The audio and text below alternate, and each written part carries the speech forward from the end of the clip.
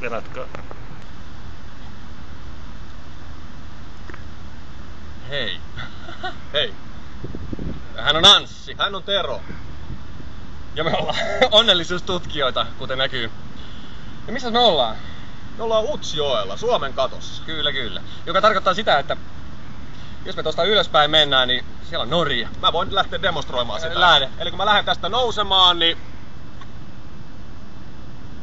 Anssi! Missä sä oot? Mä oon Norjassa! Kerro kuulumiset!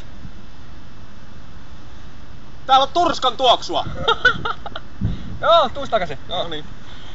Eli, mikäs meidän homman nimi on? Elikkäs, tästä me lähdetään liftailemaan ympäri meidän rakasta maata. Ja etsitään onnellista kylää. Kyllä, kyllä. Eli ei tonne ylöspäin, vaan alaspäin. Ja kyytiä oltais vailla ja tietenkin vinkkejä, että mistä mahdollisesti löydämme tämän myytillisen onnellisen kylän.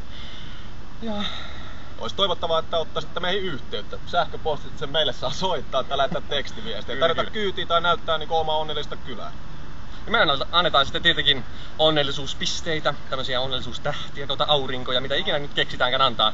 Ja ikään kuin arvostellaan se onnellisuusaste, mikä me siellä aistitaan. Meidän tarkoitus olisi olla 10 päivää reissun päällä. Joo, mutta mistä, mihin? Sitä ei kukaan tiedä, ei edes me. Ei edes me, mutta se tekee tästä mielenkiintoisen. Sen päätätte te. Joten ei muuta kuin soittoa tai tekstaria tai no ihan mitä vaan. Nähdään. Nähdään.